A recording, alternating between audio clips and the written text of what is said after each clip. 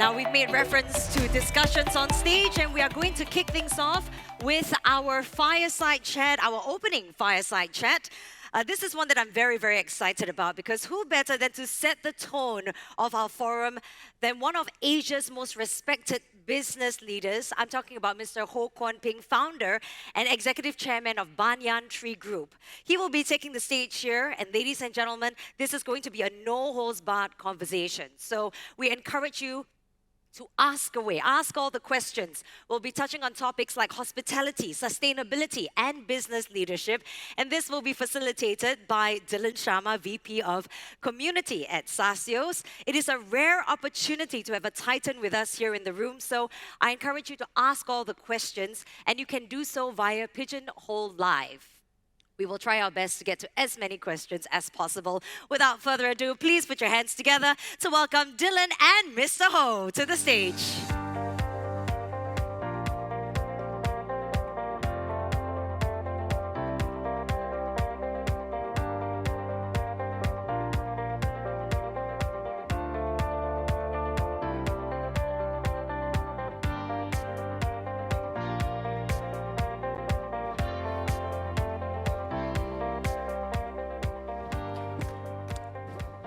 Thank you very much. Now, kicking off SMF 2025, we have a man who needs little introduction.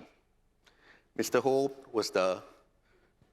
is one of Singapore's most recognizable business luminaries, known best as the founder and executive chairman of the Banyan Group, which recently, last year, celebrated its 30th anniversary. He is also the founding chairman of the Singapore Management University, having run the university for 23 years, and has also chaired the boards of Singapore Power as well as MediaCorp. Additionally, he has served on the boards of Standard Chartered, Diageo, GIC, Singapore Airlines, to name but a few. So as you can see, in addition to luxury and hospitality, his breadth of knowledge and leadership extends across very diverse industries such as banking, sovereign wealth funds, airlines, education, energy, broadcasting, and many others. Whiskey. Whiskey. Always a good way to start the morning and end the day. And this puts Mr. Ho in a very good position to share with us a very broad range of thoughts on business trends, innovation, leadership, and what's next across many industries. And for our friends in the room from STB, I should also remind you, he used to be a board member of the Singapore Tourism Board as well. Now, you heard Charmaine say that we're going to be having a no-holds-barred conversation. We're happy to have no topics off limit, nothing is taboo. Please feel free to input your questions in Pigeonhole and take this unique opportunity to ask anything of Mr. Ho. Now, Mr. Ho, with that, let me first start by thanking you for joining us today. I'm not sure whether I should have been here when you no holds barred. We'll make it worth your time, and I'm sure you will make it worth everybody's time as well. Now, everybody knows a lot about you, but with your kind permission, maybe I could highlight 3 points from your younger days, and that will set us into the first question for today. The first point, you were born in Hong Kong, raised in Thailand, Taiwan, Singapore, and the United States. Not very common in today's world, or maybe a little bit, but certainly not common at a time when you were growing up. The second point, you were suspended from Stanford University for a year for student demonstrations that did not sit well with the university. That's a nice way of putting it. To put it nicely, yeah. And that led to you returning to Singapore to further your education. And the third point, if I may, in your 20s, when you were a journalist, you were detained under the Internal Security Act and unfortunately put in a Singapore prison under solitary confinement for 2 months. Shall I say it again, putting it very nicely, for views that were different from the government of the day. That's putting it nicely. Okay. What else have you got up your sleeve? I'm just waiting. With these 3 points, what would you say would be the most pivotal in defining your life and your future success? Well, with these three things, they're all quite pivotal. I think the one, if you talk about events, I mean, my growing up, my rather unusual upbringing, I think, has influenced me in many ways. But it's not pivotal as such because it's a long process. And I guess I've come to realize when I'm in Singapore and people get together for meals and they talk about their school days, and then they ask which school you came from, and then they come to me, they always guess it wrong because I never attended school in Singapore. I began to realize early on that I'm a complete outsider to everybody. And that used to make me feel quite uncomfortable. Wherever I was, I grew up as a kid in Thailand, and I'm very familiar with Thailand now. I speak part of the language relatively well, but I'm still an outsider. In Singapore, I've been here for most of my adult life, but I never studied here. I only came here for national service, so when I get together with other friends, they're friends made in adulthood, which is quite different. So in many ways, I'm still an outsider. So I used to lament the fact that I was an outsider everywhere I went. But I think, in retrospect, that has allowed me insights into being quite flexible wherever I am. And I think that's part of the reason why Banyan Tree has been relatively successful as an Asian company compared to the Chinese, Japanese, Thai, and other hotel brands that have tried to grow from Asia, because they're very much rooted in a relatively parochial view of life. Whereas, since I'm a total outsider, I'm as comfortable in Singapore as I am in Mexico or in Cuba or in any of the 30 over countries we're in. A pivotal moment was probably the 2 months in solitary confinement, which is no fun because you begin to realize, in fact, one of the most stupid things governments do when they imprison dissidents is they put them all in the same cell and you just strengthen each other. Whereas if you're in solitary confinement, you really, and that's totally solitary. It's just a little prison cell with no windows, the lights are always on, and you're there confronting yourself except for interrogation, which you look forward to have some human contact. You begin to realize who you really are and are not. And that's, I think, quite pivotal for me as a young person at the age of 24, what I was and was not. And that's allowed me, I suppose, at other moments in my life later on, to stop myself again and ask myself, are you really you, or are you doing something that's not genuinely you? So it allowed me, I suppose, the insight in later life to reflect back as to whether you are the authentic you or not. So, yeah, that's been the impact. So except, of course, going to things like this and having you try to make fun of me with all my colorful background and so on. Well, not make fun, but seek lessons. Oh, okay. Now, it wouldn't be wrong to call you an accidental businessman or an accidental entrepreneur. Totally correct. Totally accidental. For the benefit of the audience, Mr. Ho's early career was in journalism and media, and he was all set, bags almost packed, to head to France to take up a position at INSEAD. But his family values really compelled him to stay and take over the family business when his father fell ill. Mr. Ho, if you could share with us and tell us more about the early days of business, and in particular, how you came to start the Banyan Tree. Oh, okay. Well, my wife goes around telling people that she thought she married a journalist, not a businessman. But I never had an interest in business as such. Actually, I was trained not in journalism. I was trained in economics, in development economics. My wife was in development sociology. And, you know, back in the 1970s, all of Asia, including Singapore, was very much part of the developing world. So if you were a young, idealistic person, what you really wanted to do would be to uplift the community that you're in.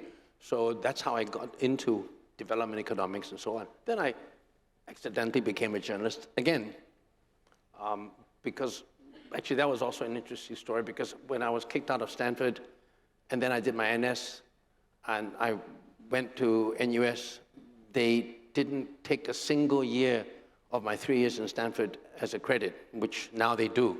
So I had to start all over from year one And it's pretty boring to start from year one when you've had 3 years. So I never attended any classes, and I worked as a journalist to make some money. So that's how I got into journalism. But I had an ambition to write about economies and so on, even after I was detained and released. But my father had a stroke, so I had to go back to the family business. And as in the 1970s, most overseas Chinese, Southeast Asian companies would be mini conglomerates, you know, a jack of all trades, master of none. So we were into manufacturing, we were into engineering, we were into electroplating. There were so many mishmash of businesses. So and in a number of countries, all within ASEAN. And to cut a long story short, I had to kill off every one of them because this was just before China came onto the scene, and we were doing a lot of contract manufacturing for other people and trading too. And I would tell any young entrepreneur today, the worst thing in life is to really just be a trader where you basically are an agent for other businesses. You're given targets that every year you have to achieve, and if you achieve it too well, eventually they take back the agency from you. Or to be a contract manufacturer where you're running just to stand still, and you're just forced to do cheaper and cheaper and cheaper, but you don't own the brand. So after, about almost 10 years of this, closing businesses after the other, I think my epiphany came when I started a canvas shoes making company in Thailand to make Nike shoes for Nike, Adidas, and all the rest. And then within a year, I had to shut it down because Indonesia became cheaper. And I think I saw the writing on the wall, fortunately, that China was going to be even cheaper. So I basically got out of contract manufacturing and so on, got involved in another business, which caused the whole company to go bankrupt. And I even tried to resign from the business, but my father said, you can resign after you make back all the losses. Accountability. Yeah, so I couldn't resign, so I was sort of licking my wounds and went to Phuket for a holiday. And Phuket was really primitive in 1980s, and bought a piece of land for a lark, and this, just kept on going. But the point was, in the 1980s, after having gone through all the unsuccessful businesses, I had decided that whatever new thing I was going to do had to have a brand. Because in my view, we had nothing that was proprietary to us. And in my worldview, there are only two things that you can own that's proprietary to you. One would be technology, if you can patent it, and I'm not a technologist or an engineer, or the other is a brand. You own that brand. So I decided early on I needed to do a business that would have a brand. Had no idea what it was. And again, to cut a long story short, because of various things happening, accidentally found that I could try to create a brand out of the hotel business. And that's how Banyan Tree started. Well, you certainly have owned the brand and lived the brand as well. And over the years, the Banyan Tree has grown from strength to strength, from that one property in Phuket to, as you alluded to earlier, more than 30 countries right now. And I understand more than 90 and coming to 100 properties. But let's talk specifically about the very exciting, and if I may call it such, the symbolic homecoming of the 100th property that is soft-launched in Singapore at the Mandai Rainforest Resort, but with the grand opening later this year. Before I ask you the specific question I'm going to ask you, I always joke with my wife that I had 99 girlfriends before I met her. And that's because the 100th is special. My question to you is, why did you have 99 global properties before having the 100th in Singapore, your first one? Well, because it's like my wife. I had 99 before, and the 100th is special.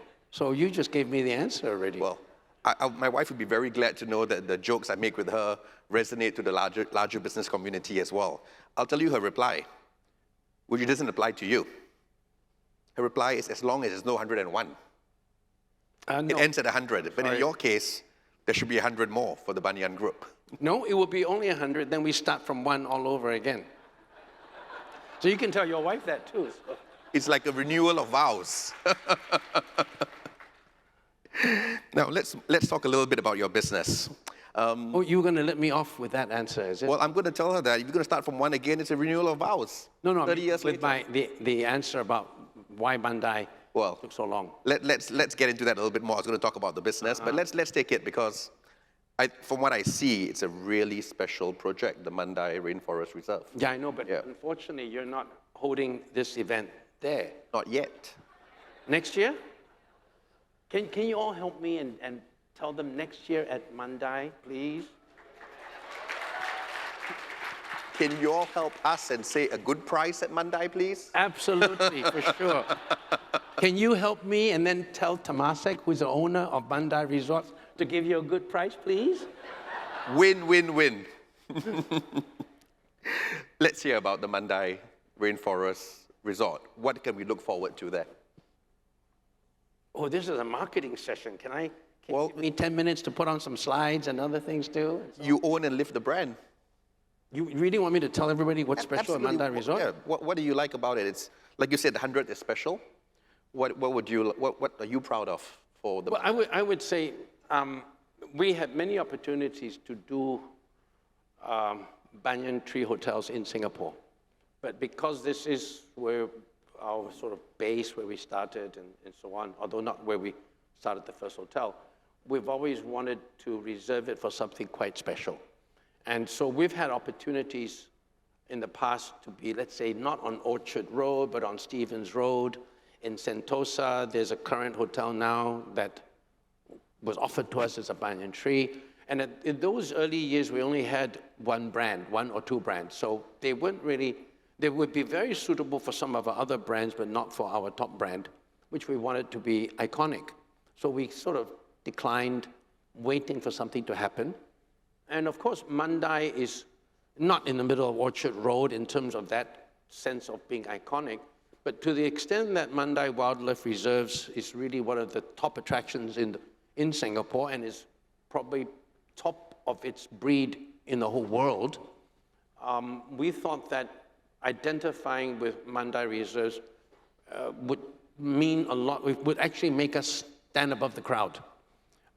And we've tried to do that wherever we go. Like when we went to China, when we first started in China 20 years ago, and we're celebrating our 20th anniversary in China now, we didn't have our first hotel in Shanghai or Beijing. We did it in really far away Lijiang because we wanted to be an icon wherever we go. And Singapore is such an established place, so we wanted to make some noise, and it would be very difficult to make noise by being the new hotel in Sentosa and the new hotel in Orchard Road, but to be associated with Mandai would be something special.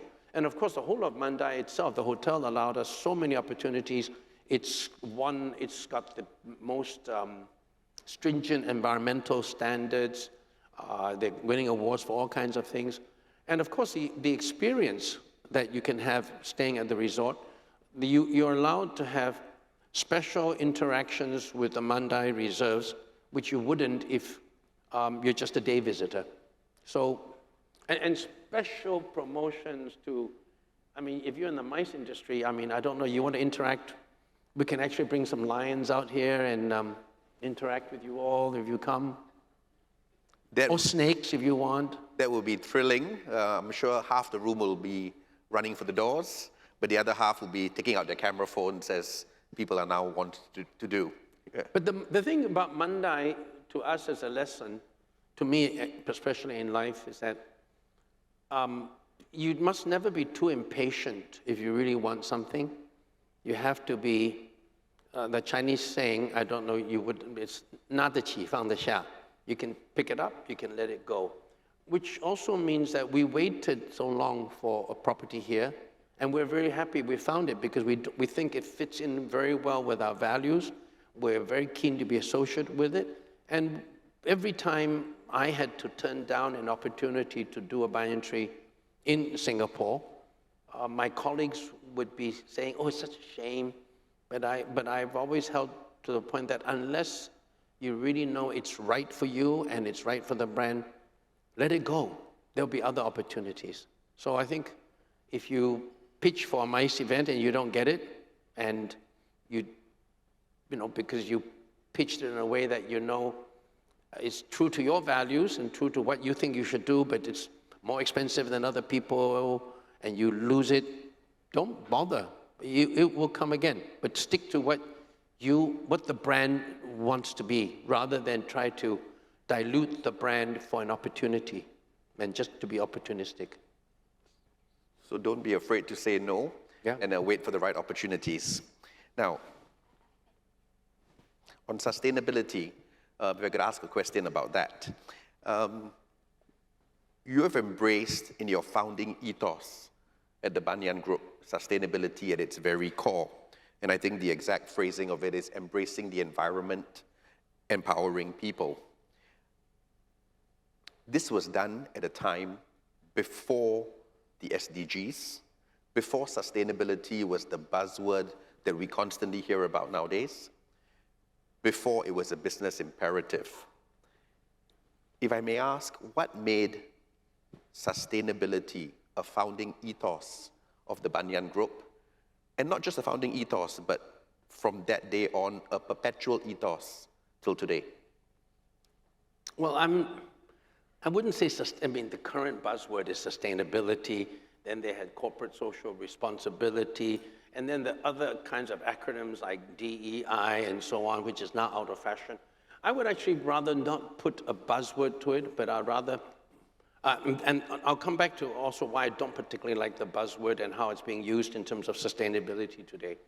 But I think it's more a matter for us, for Claire and myself, having, as I mentioned to you, started out in life with a eagerness to engage in economic development of underdeveloped societies and so on. We were just doing things that were necessitated on one hand by the circumstances of which we were thrown into with Laguna Phuket, and also what we believed in. And it was without the idea that we were going to launch a new movement around the world, or we were trying to be compliant with UN SDG goals and ESG and so many other acronyms. It's actually starting from the point that if you are going to do something in life, you might as well do it with purpose. We happen to have a company, so we can do whatever we wanted with it. And other than making money, which is very important, why don't you do something that's fun and something that's meaningful? So drawing on our own background and the fact that we grew up in the developing world, and we wanted to do well for the developing world. And Laguna Phuket, when I first started it, was a totally polluted tin mine, and therefore I was forced to rehabilitate it. So totally by natural circumstances, we gravitated towards improving the physical environment that we were in. And then came along the Western environmental groups like Greenpeace and others, which I think are doing a great job, but in my view, has always been a bit too emphasizing values that were embedded more for developed societies, just like sustainability today. And meaning the physical and natural environment is the only thing that matters. Whereas for me, as an economist, life is all about trade-offs, and people matter. And I took a lot of exceptions with organizations like Greenpeace and other nature organizations, which basically said building a dam by itself, no matter what, is a bad thing, because it might endanger a particular endangered snail species, although it might help 50,000 people downriver from the dam, for example. So that's when I created 30 years ago, in response to these other environmental movements at that time, our own catchphrase, which is embracing the environment. That's one side of it. But the yin and the yang is, the other side of it is empowering people. And everything we have done since then is not about just the physical and natural environment, it's about the human environment. And that's led to probably even more things that make me and my wife happy. It's about values like our service culture of I'm with you and so on and so forth. And today, the exception I take, particularly in the Western world, about sustainability, is that, again, it's another nice value to have out there. You spend more money advertising what your company is doing on sustainability than you're really doing on protecting the environment. That's one problem I have with the term sustainability. And the other problem is that sustainability is a holistic concept. What about sustainable governance? What about your own organization? How can you be sustainable if you're into such short-term profits and you are into private equity, you buy and you sell companies, you rape them, and then you try to list them again and so on. Sustainability is not just about carbon emissions. It's about running your company in a way that will last, because that's what sustainability is all about. So there's got to be a holistic concept for sustainability, for everything. And I guess my main point now, and I'm so pissed off at what's happening in Wall Street when Donald Trump suddenly just decides that DEI, SDG, and all that are not important. All the companies that we are supposed to admire, American companies, turn tail and basically drop everything simply because they never believed it in the first place. Or the emperor said so. Yeah. So, I mean, that's why I've been trying to tell my colleagues who are much smaller companies, we're all just small Asian businessmen, stop looking to the West for where we think values are created. We have had centuries of values of our own. Dig deep, look into your own values and live those values, and forget about what we think is the more powerful parts of the world teaching us what to do. Sorry about the long answer. I think a lot of people take inspiration from an answer that speaks to Asian values. And I think in my conversations with a lot of members of the MICE industry as well, we always ask ourselves, why can't we do things better here than things are done elsewhere? We don't have to replicate. We have the capabilities to innovate with our own knowledge base as well. Absolutely. Moving it slightly from sustainability and values to technology. Now, over the years, the luxury hospitality sector, like every other industry, has embraced technology, and right now, AI. There's a lot of talk about AI, but if I can just ask you very succinctly, or my question being succinct, and you can tell me your answer, how do you think AI will impact the workflow and the workforce within the Banyan Group? It's a difficult answer because I've said before, I think AI is just the latest technology of a lot of technologies that have swept around the world. And I measure technologies mainly in terms of its impact on human society as a whole. For example, I think one of the technologies that has had the greatest impact on the world, which I would probably equate to AI, is electricity, right, as an example. Electricity permeates the world, and if you think about the non-electric world, when electricity first came into the scene, you could be in any industry, and you would start wondering, how do I electrify my industry? So it's such a basic transformational technology. And then there'd be other things that have come along that have been, I would say, probably less revolutionary, but important. But in every sphere, electricity, to me, permeates everything. But for example, the advent of air travel with jetliners and so on, that's also transformed the world in our industry in many particular ways. So I've always felt that technology is nothing but an enabler of change. And maybe when you get to be my age, you get a bit cynical when every 5 years or so, some new technology comes around and youngsters always think it's going to disrupt the world forever. It's definitely going to be disruptive, but it's not going to disrupt anything forever because there has been change for hundreds of years. And we just need to, on one hand, adapt to that change because any kind of disruptive change, and the more fundamental it is, the more disruptive it is. A lot of industries, if I were running a horse carriage industry, when electricity came along, I'll probably be defunct, as Kodak has become defunct due to smartphones and so on. You have to know what are the industries that the current new technology is going to render obsolete, like AI is going to render a lot of businesses obsolete, but you have to also look at what change that industry will have on you. So to take, in a different way, When I look at the advent of AI in my industry, I look at it two ways. One is, what's some fundamental changes that could transform my whole industry, which is the responsibility of the CEO to think about in terms of its impact, and what is the impact of that technology on my business, which I don't know that much about, but which my colleagues must. So for example, in my own business, you can imagine the impact of AI and its vendors already selling it on revenue management, even in the kitchens, in front office. In every aspect of every business, there are people already introducing AI. But that's not my job to know what are the latest AI trends in the different parts of my own industry. That's for my own colleagues to see. For me, for example, I have to try to analyze, just like when budget carriers started coming around in the world, the impact for anyone in the travel industry is to really realize that it's going to open up so many previously inaccessible spaces for places for travel. And that's how experiential travel started. So at that same sort of level as, say, the impact of budget carriers on the whole hospitality industry, my view has been that the impact of AI, at least for the next 5 years, I'm not talking about AGI and AI that's going to basically take over the world in science fiction terms we hope not.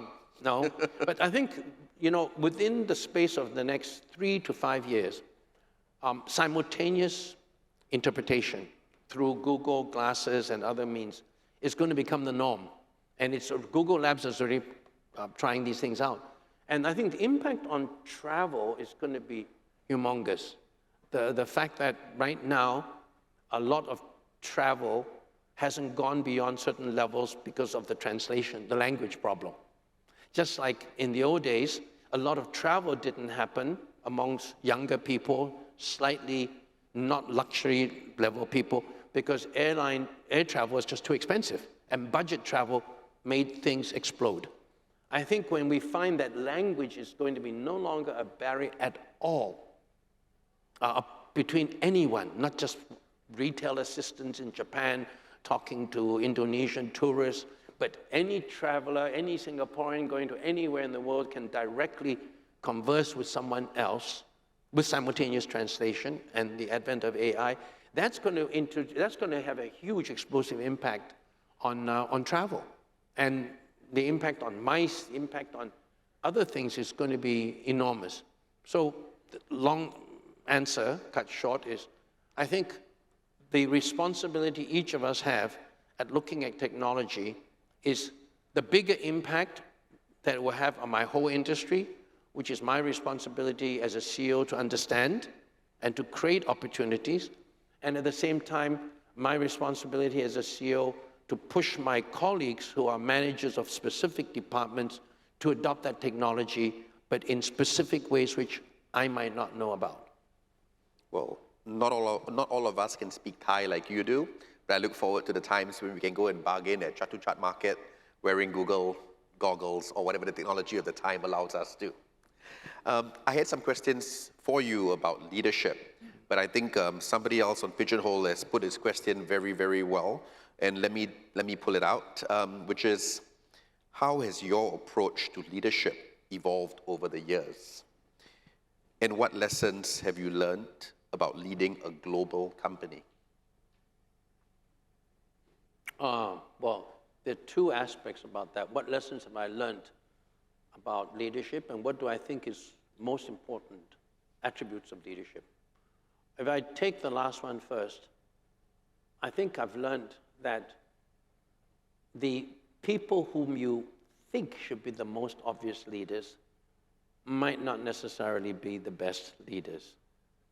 And you have to look for quiet leaders and who may not exhibit the normal behavior patterns that you expect for a leader. And perhaps the most important attribute that I wrote about, which is the title of one of my books, Asking Why, is still, to me, something I practice when I look for potential leaders. And the term asking why is really the attribute of having a inquiring mind where you don't just take what is given to you as the accepted truth, but you think deeper and ask, why is something like this or something like that? And it really displays an inquiring mind. And I've found over the years that when I talk to younger colleagues or other people, it's not always the loudest person or the most glib person who's going to be the best leader. It's sometimes a very quiet person who says something out of the blue, and it strikes you as somebody who really knows a topic more than most people, that, my God, there's an insight I didn't know about. And immediately you think, how come this person had an insight?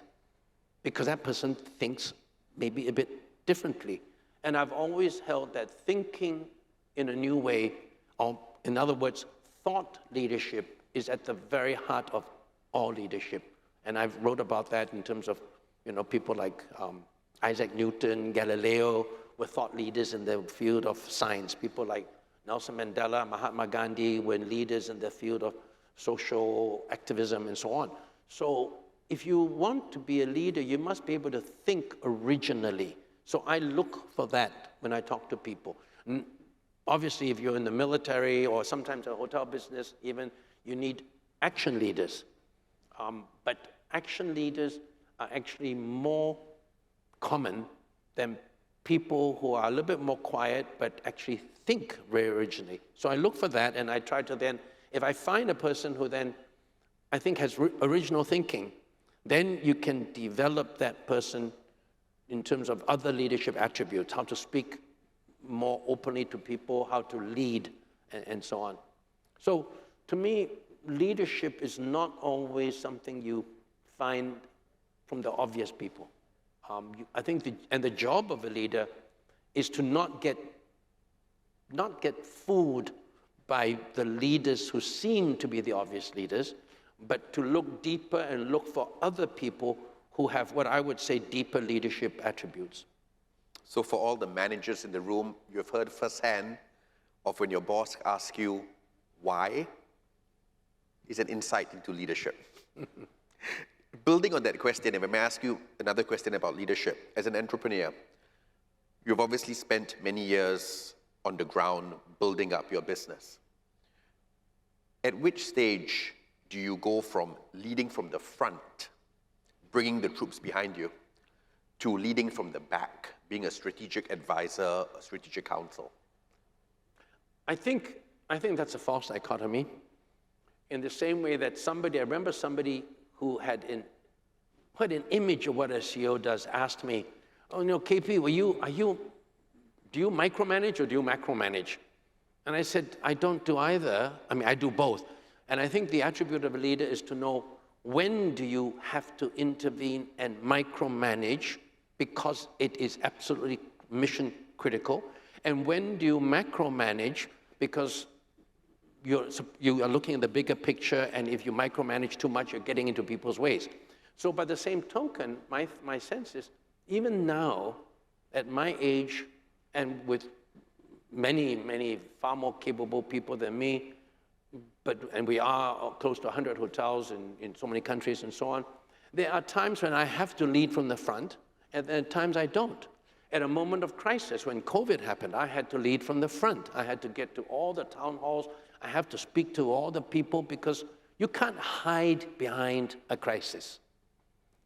When it's time to celebrate great things happening, I stand behind and I let all the people who deserve the credit to go out there, and I push them to get all the credit, and that's why I stand behind. And even now in the company, I am directly in charge of a few things which move the needle, but don't involve being that much involved in the front line.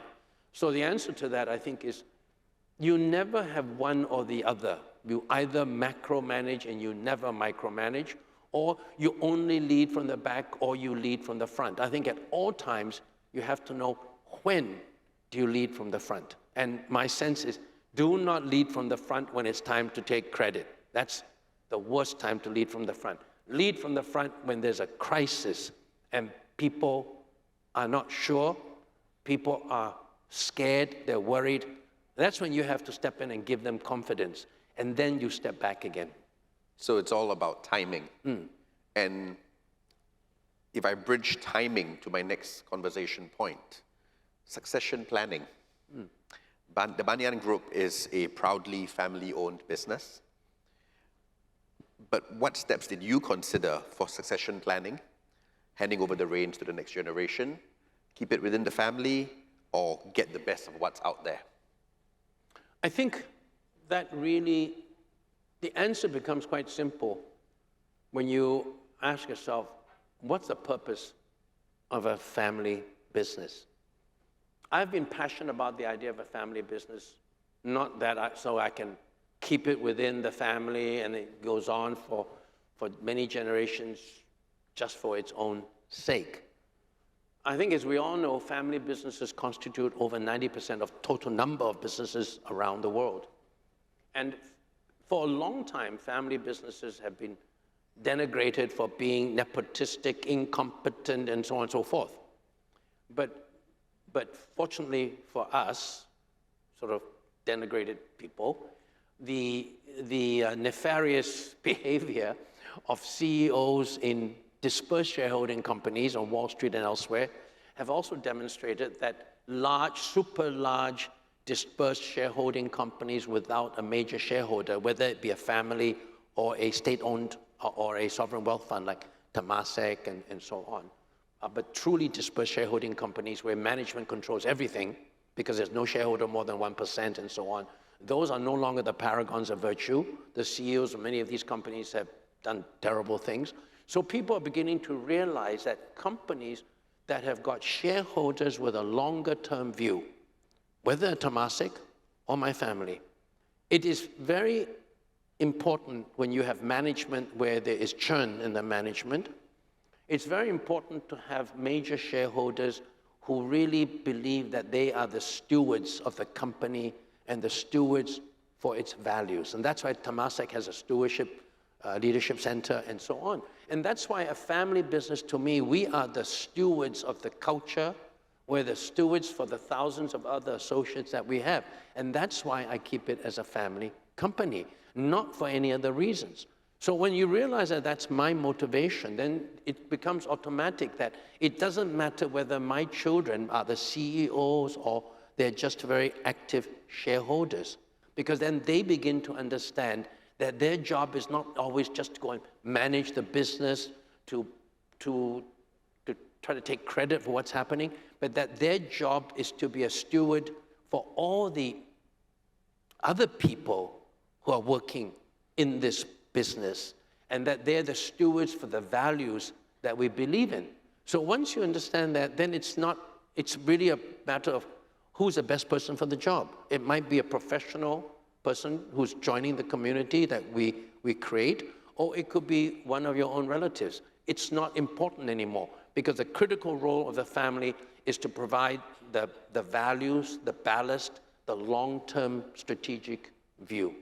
And that's exactly what I'm doing now. I mean, I'm practicing succession in some ways, but more importantly, I'm trying to build a framework so that the banyan tree that hopefully will exist 100 years from now may have my family there purely as stewards for the company, not as necessarily frontline leaders. And if they're good and they're capable to be frontline leaders, why not? But that's not critical to being a family business. Providing sustainable long-term values, supporting management, long-term strategies, that is the role of the family.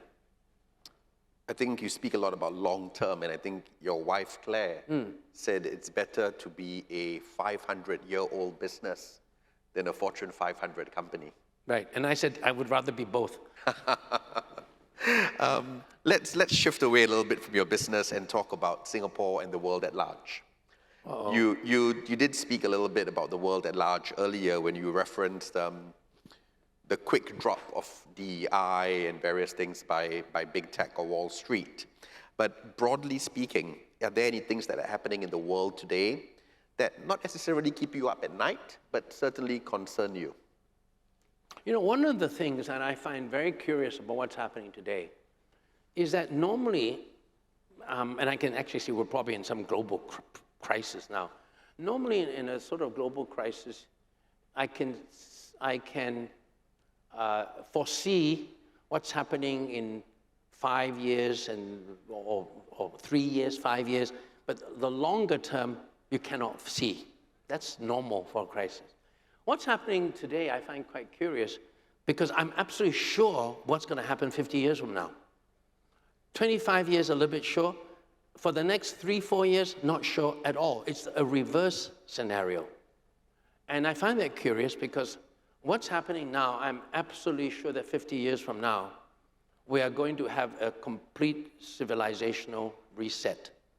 Pax America, and not even 50 years, but in 50 years' time, I think the whole of Western civilization, and I say this quite seriously and without any attempt to be insulting to Western civilization, which I've benefited from, but I think 50 years from now, which means you're taking a slightly longer term view, if we look at history, it was only in the last 200 or 50 years, which coincides with America's founding next year, that Western civilization has been dominant in the whole world because of Western science, because of Western technology, the rule of law, and of course imperialism and so on.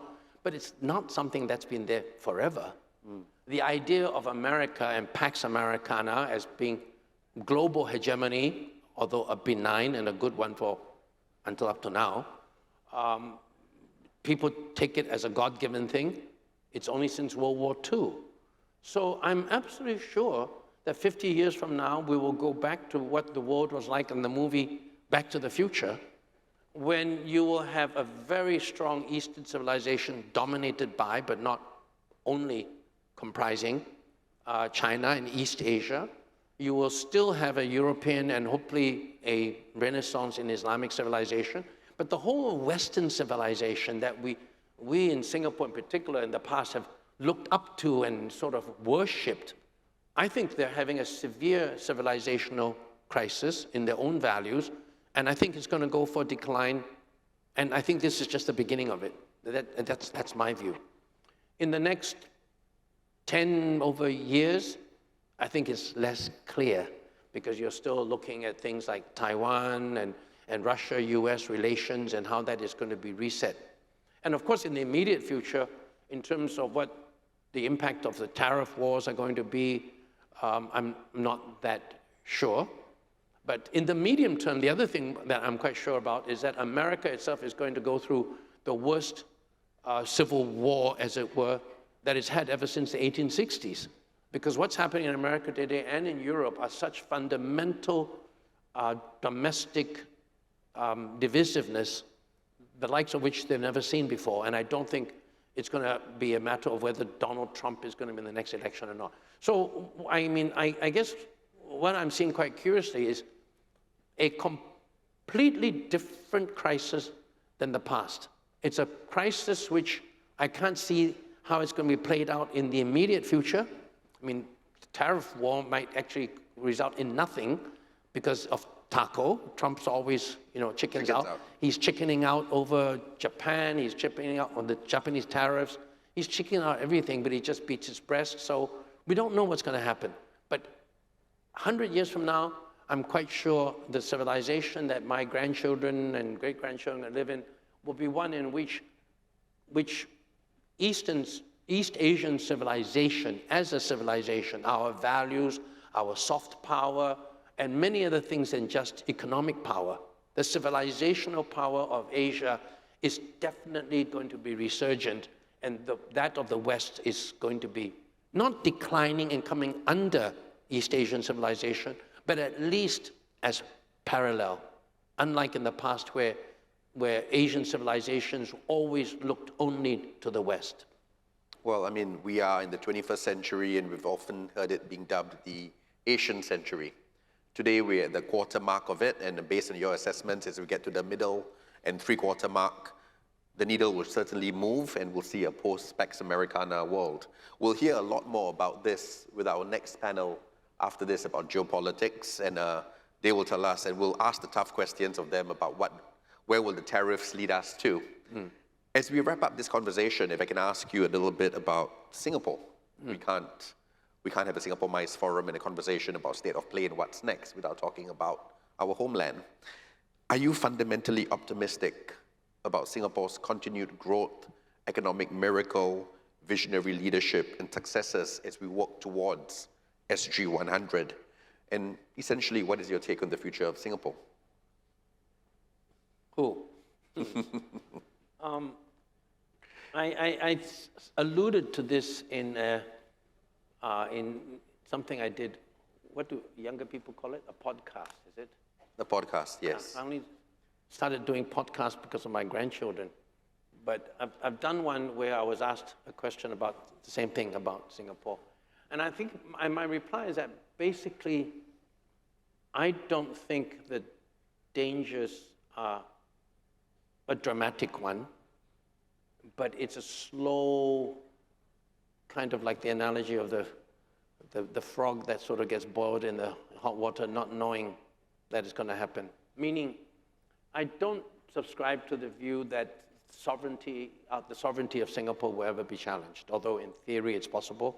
I think we all know that, as Lee Kuan Yew said, we want to be a poisonous shrimp in the ocean, so the bigger fish won't eat us. And I think we will remain very poisonous.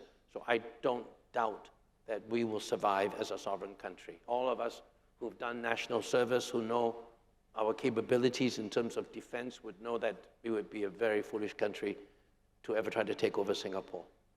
I think I think Singapore will survive for the next 100 years. That's a given.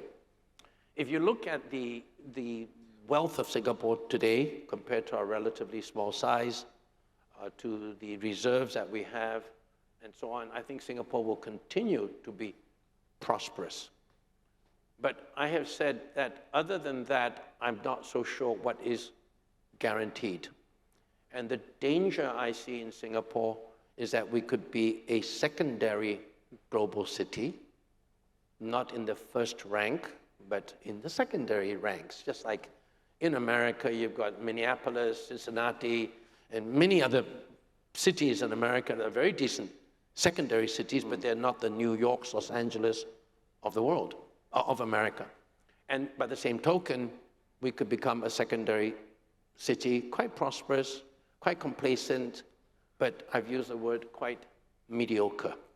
And to me, the biggest challenge for Singapore is mediocrity, meaning we ourselves basically are complacent and happy with what we have because we're so well off.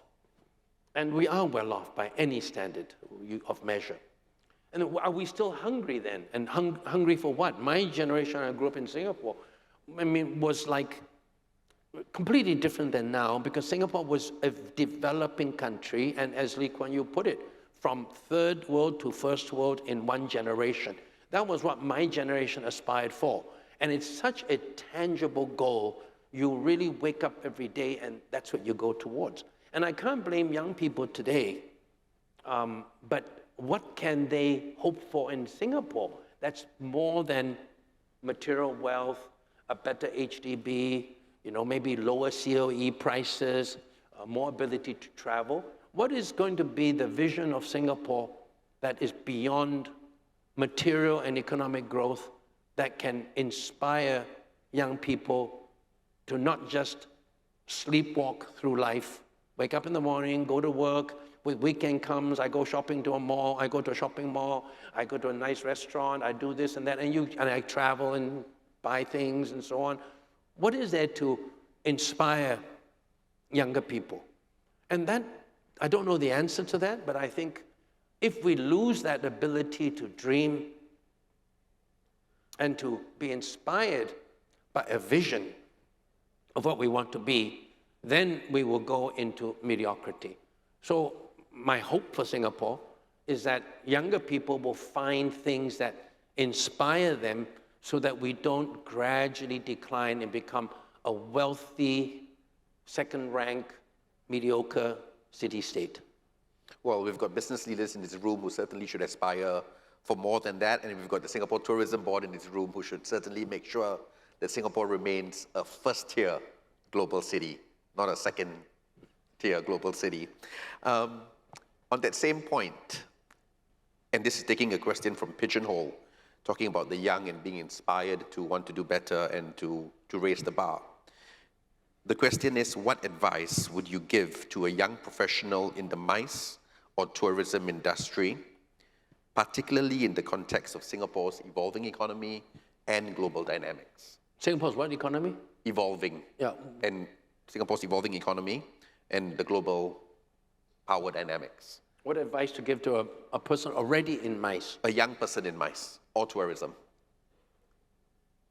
I would say that there are many areas within this industry which we have not sufficiently explored, not just as an industry, but as an area of endeavor which we can be inspired by. By that, for example, just as a pure example, when I talk to all my colleagues in the hotel industry from around the world, and we do so many Zoom sessions, and I visit them and so on, and I ask them, do you think this is a noble industry? Because you wouldn't think it's noble at all. You would say, first of all, it's a shitty industry. Sorry, it's a shitty industry. Here. People think it's glamorous, but we know you do shift work, you are underpaid compared to all these AI guys, and worst of all, investment bankers who are just very bright, but they don't really create real value in the economy and so on. And my sense is that too many people in hospitality have a low sense of self-respect. We somehow think that we're always just serving other people. And so, as a whole, people look at the things that we can do in the industry, like specific things, but without a huge degree of self-respect. And when I talk to young doctors, for example, it's very different. Although now many young doctors are only inspired by how much money they can make. But you can imagine, you can talk about how medicine is a noble endeavor. So I think there's always something that is the purpose of what we try to do. And I try to ask people, what's the inspiring part of your business? And I think the inspiring part of the business is that we bring people from all walks of life together, and we increase understanding among people. And that may sound like a cliche, but I think it's really true, especially in today's world, where there's so much divisiveness. If we can bring people together and increase understanding, we are ourselves creating we are in a noble endeavor of increasing peacemaking in the world, or preventing the divisiveness, because we bring people together. And the MICE industry brings people together. So I think I would tell a young professional in MICE today, don't just think of your business as one of convention building in Singapore for the Global Dentists Association or the Global Association of whatever it is, because that's what MICE is. We bring people together. But if you're a young professional in MICE, what is the noble part of your business that you try to build upon more, even as you bring in dentists from all around the world to Singapore? The noble part of what you're doing is no other industry brings people of such varied backgrounds together. Now, if that's the noble part of what we could be doing, what can we do to increase the purpose of what we're doing? So that's what I would tell a young person. Know your industry, of course. Say great things and have new ideas that allow you to be promoted and be innovative, etc. But most important is have a deep sense of self-respect for what you're doing, because what you're doing, you must believe and find a way to tell yourself, this is actually doing good for the world. If you can't do that and can't find a way of doing that, then this is just a job for you to get enough money to do all the other things you want to do. And that will never make you a very passionate advocate for your own industry. Live and own the brand, live and own the business, live and own the profession. We're running out of time, but I'll take one last, which is the most popular question on Pigeonhole, also because it sets a very tough requirement, very open-ended.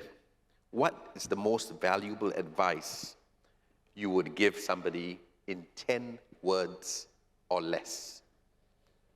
That's the tricky part of it, isn't it? 10 words or less. 5 words. Don't sleep. Now, sleepwalk is 2 words. Don't sleepwalk through life. You heard it here. Make an impact, have a purpose, stick to your core beliefs.